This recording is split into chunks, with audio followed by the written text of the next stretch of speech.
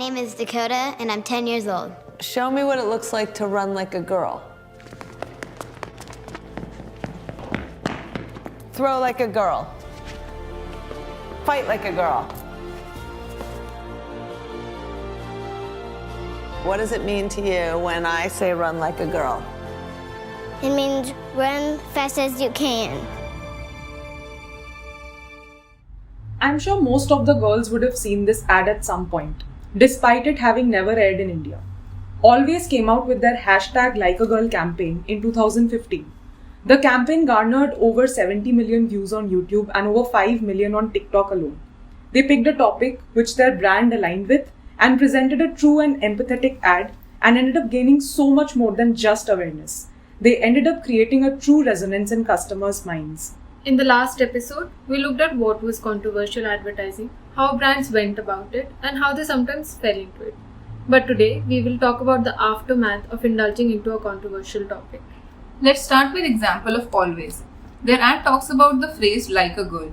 It was generally used in a derogatory way to describe someone who wasn't doing something right, like run like a girl or cry like a girl.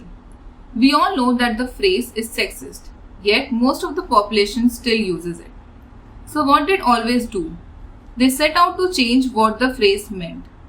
Could this ad have gone horribly wrong like Gillette's The Best a Man Can Be? Yes, absolutely. Then why was it successful, and how did the brand use the success of this campaign to create a lasting effect? First, they choose a topic that was consistent with their brand narrative.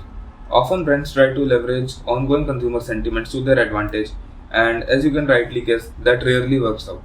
Second, the ad was executed well. I know it seems like a no-brainer, but so many good ideas are ruined by bad execution. Let's take the example of an ad we mentioned in the last episode as well, the Pepsi ad with Kendall Jenner. Maybe the company was on the right track, but then someone went and roped in Kendall to be a part of the campaign to which she holds no stake in. Calling it outrageous would be an understatement. Third, they actually spoke directly to their target audience. Most brands, in order to differentiate themselves and increase their reach, try to go as wide as possible with their messaging. Instead, Always knew that their users are female and they just wanted to create an emotional bond with the younger demographic. Their hashtag alone received over 20.5 million views on TikTok, but the company didn't just stop there. They followed it up with paid social media posts, influencer outreach, and demonstration. They actually worked towards creating a social change.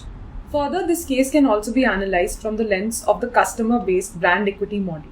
The campaign and its positive reception took Always from a brand focused on performance and imagery to a brand that managed to create a relationship and resonance with its customers.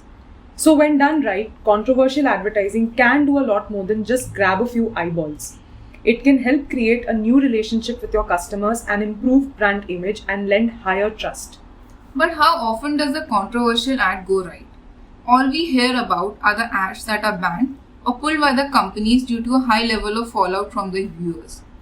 The thing about a controversial ad is that there are high gains for proper execution, but the losses on being wrong can be exponentially high.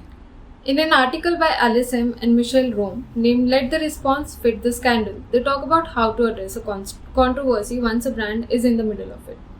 They first talk about assessing the incident on two parameters. Was it surprising? If the incident took the audience completely by shock, then it would be favorable to address and apologize for it. But if it is something that one can assume to be daily news, might as well let it slide. Second, is it vivid, emotional, and pertinent to a central attribute of the brand? In case it isn't, then brands may actually go unharmed. But if it is a very emotional topic that may affect the brand, then it is better to acknowledge the incident. Further, the article also talks about a spillover effect, wherein if one company gets into a controversy, the effects can spill over to other companies in the same domain, putting their reputation at risk. Finally, they mention something called a rebound effect, wherein a company may actually receive a favorable response when a controversy spills over from another company, as people might think that why should one company be penalized for a widespread behavior? Let's take the latest controversial ad by Amir Khan. If you aren't aware of it, the ad tries to question the age-old tradition of women moving to a man's house after the wedding. Now, it's your basic role reversal, but then why did it face such a backlash? To start off, the protagonist himself has been in so much controversy lately. Add that to a topic that has been super sensitive, which is Hindu traditions, and you've basically got a recipe for disaster. The least the advertisers could have done is go back and look at how such ads have fared recently. Do you all think they knew it could be controversial going into the ad? Even if they did, I don't think they expected the kind of backlash they received. Based on what we have discussed till now, do you think they should have let the controversy slide or addressed it? I think the company should just let such a controversy slide because there's really nothing they can do. Also, judging it on the criteria that was mentioned, such controversies are so common we see one a day, and it isn't pertinent to the central attribute of AU Bank. I find another interesting thing in this. Most people would remember that ad for the controversy and associate it with Amir Khan, and probably forget the brand being endorsed, AU Small Finance Bank in this case. And in a similar fashion, the spread in paper magazine with Ranveer Singh was sponsored by Jaipur Rugs. I can bet no one remembers Jaipur Rugs. All they remember is Ranveer's court case.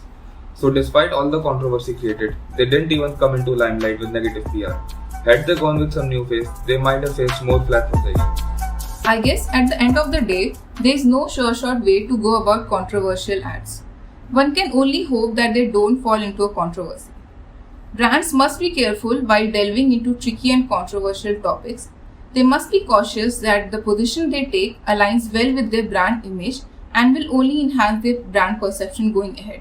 After all, it is still negative PR.